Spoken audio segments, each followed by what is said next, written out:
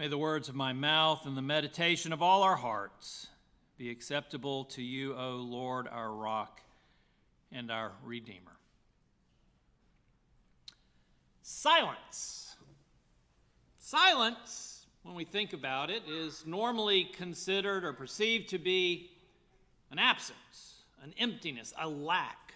Yet silence holds a profound power that resonates throughout human experience. Silence is a space where thoughts come together, where inner strength is cultivated, and where unspoken truths find their voice. In a world saturated with noise, silence offers a refuge for introspection.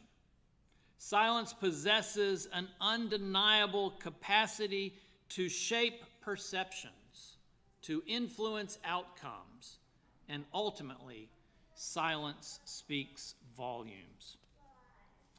Through this season of Lent, of which we are in the fourth Sunday today, I've been preaching this sermon series called A Week of Holy Terror, looking at the events from Palm Sunday to Easter Sunday, the significant events that we don't often speak of, events in which we see the terror that was rained down upon Jesus.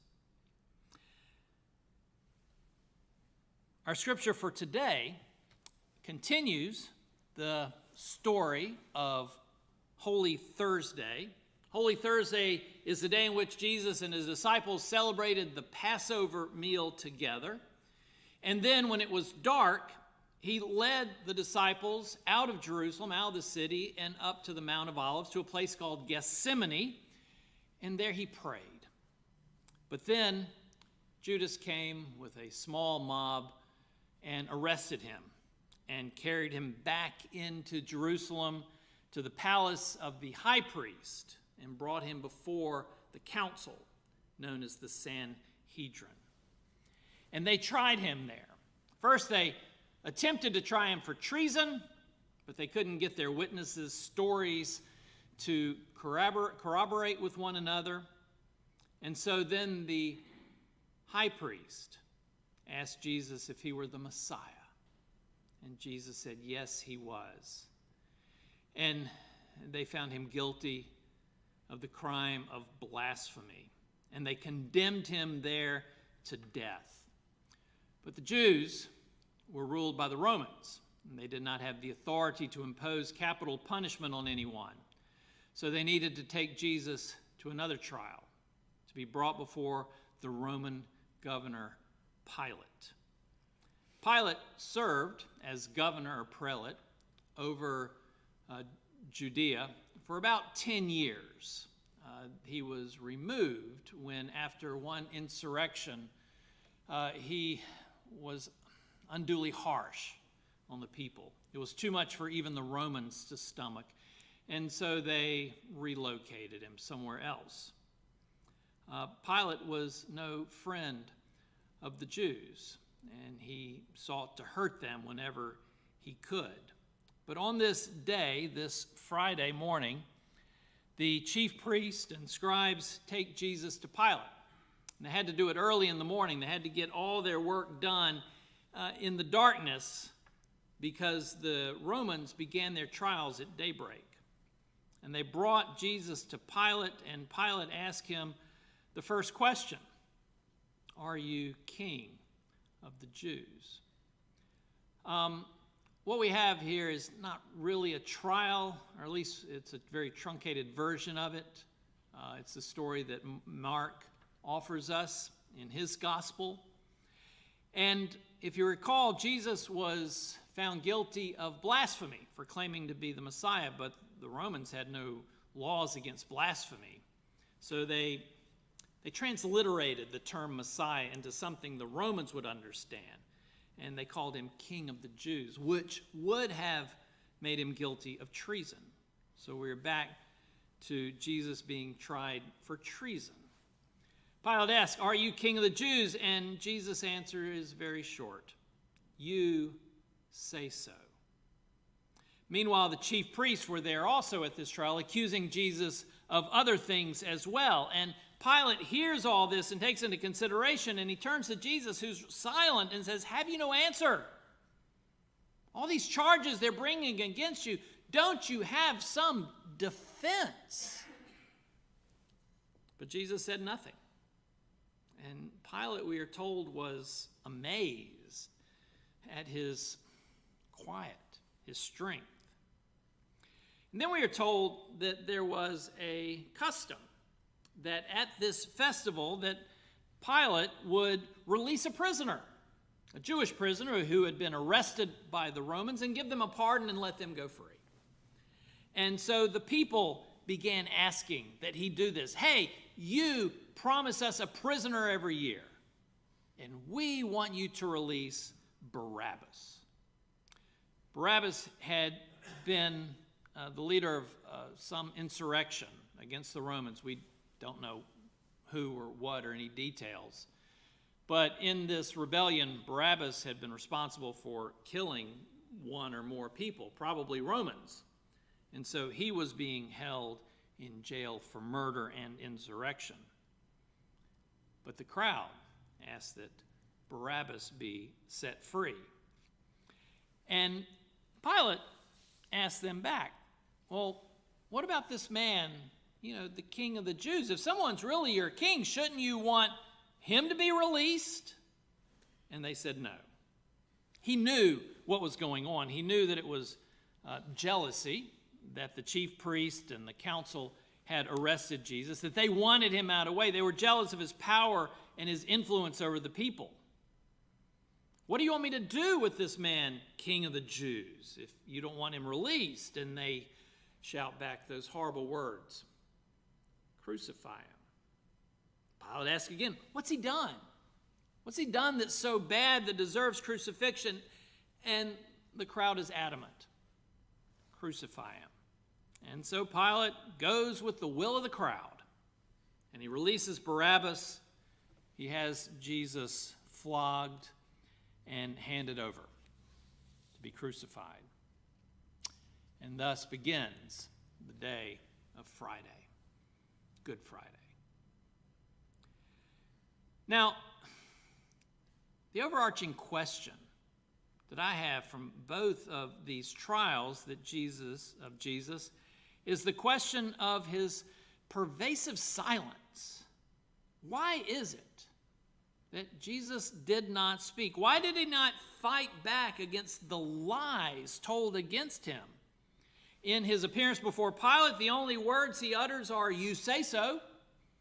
When Pilate asked, "Are you king of the Jews?" And when he was before the Sanhedrin before that, his only words were, "Yes, I am," when asked if he were the Messiah. Why didn't Jesus talk more? Why didn't he speak up in his own defense? Why did he allow himself to be railroaded in this manner? Well, the answer is quite simple. The answer is obedience. Jesus was being obedient to God. Just a few hours earlier, when Jesus was praying to God in Gethsemane, he implored God to remove this cup from me. But he follows it up immediately with, "Yet not what I want, but what you want."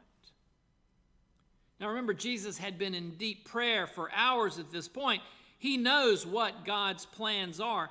He had already warned the disciples of future events. He told them, "We are going up to Jerusalem, and the Son of Man will be handed over to the chief priest and the scribes, and they will condemn him to death. Then they will hand him over to the Gentiles. They will mock him and spit upon him and flog him and kill him. And after 3 days, he will rise again." Jesus knows what's going to happen to him. And the human side of him would like to avoid, if at all possible, the pain and rejection and humiliation and death that is coming to him. If at all possible, take this cup from me. Yet not what I want, but what you want. Or in other words, thy will be done. But God has a plan, and Jesus gives of himself and willingly plays his part in what God is doing. And that plan is not something God has just made up on the spur of the moment. This plan has been woven into human history for generations, even from the beginning. Jesus' silence here is a reflection of the words of the prophet Isaiah, who wrote this about God's servant. He was oppressed and he was afflicted, yet he did not open his mouth. Like a lamb that is led to slaughter, he did not open his mouth. But what about free will? That's the question that comes to my mind. I'm hearing this. What about free will? Where is Jesus' choice in all this? Isn't Jesus just some pawn in God's game who has no choice of his own? No. Jesus had a choice. He could easily have left Gethsemane and just walked over the hill in the darkness of the night, never to be seen again. But he doesn't do that. No. Jesus remains wholly faithful to God in all that he does. He stays on the path of God's plan, a plan for the salvation of the world, a plan that requires the Son of God to be sacrificed. This sacrifice is to pay the price of the sins of the world. And the life of the Christ is the only suitable payment for this. And so, Jesus willingly gives himself to God's will, to God's plan. And that is why Jesus remains silent. Because there's no point in speaking or arguing. He has no intention of changing the course of events that God has set out. He must be arrested. He must be tried by the Sanhedrin and handed over to Pilate, and he must be executed. He cannot change this. Jesus could try and explain all of this to the authorities, but he knows they're not going to listen to him. They're not going to believe him. They just want him out of the way. His best course of action is to say nothing, to remain silent. And only 2 times does he speak, and one is to answer the high priest who asks if he's the Messiah. And then he answers Pilate when asked if he is king of the Jews. The gospel that we're reading from today, the one that we call Mark, was likely written to a community of Christians who were living in a Roman city, possibly Rome itself. And in an environment like that, those Christian believers living in a Roman city could expect to be persecuted for their faith. In fact, in chapter 13, Jesus warns his followers of the persecution they can expect. Jesus tells his followers, beware, for they will hand you over to councils, and you will be beaten in synagogues, and you will stand before governors and kings because of me, as a testimony to them. And this warning that they will stand before governors and kings sounds a lot like what Jesus endures during Holy Week. His silence, his behavior is offered as a model for those Christians who themselves may endure persecution, for those that Mark is writing to. Jesus' strength and dignity becomes something for them to imitate. In the face of such torment, they will know that their silence is not weakness, it is power. Weakness can be observed and seen, on the other hand, in the lies of the Sanhedrin and in the voices of that crowd shouting, "Crucify him." That's the weakness. Time and time through his life, Jesus prayed. We read about it. He goes up a mountain. He takes a boat out on the water. He goes to an olive orchard. He always makes time to pray, especially in trying and difficult moments.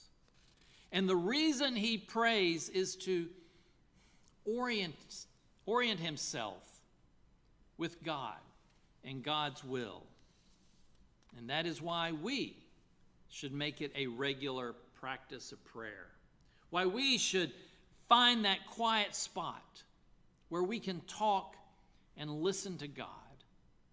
And from our listening, to open our heart to God's will, to open our heart to God's plan and find our place within it. So what is our job in this? What is our task? What is our sacrifice even? What does God want us to do? That's what we are to ask. That's what we are to discern. And then in obedience without deviation, we are to follow that plan, walk that path as Christ did for us. And this is your challenge in these last weeks of the season of Lent, to listen intently to God and be obedient. I doubt that you will hear what you desire to hear when you speak with God. I doubt that God is going to give you next week's lottery numbers or the secret to fame and happiness. But what you will find is an offer of joy. The joy of being obedient to the one who loves us. And one last thing. There is a second layer to silence that I have to mention. And that second layer is speaking up. But not like the crowd with their cry for crucifixion, but instead a cry for those who themselves are silent because they have no voice. We need to be open to the notion that God's will is for us to speak up for others, for those that others refuse to hear. The poor, the imprisoned, the immigrant, the refugee, the minority, the children, the ill, the disabled, the elderly.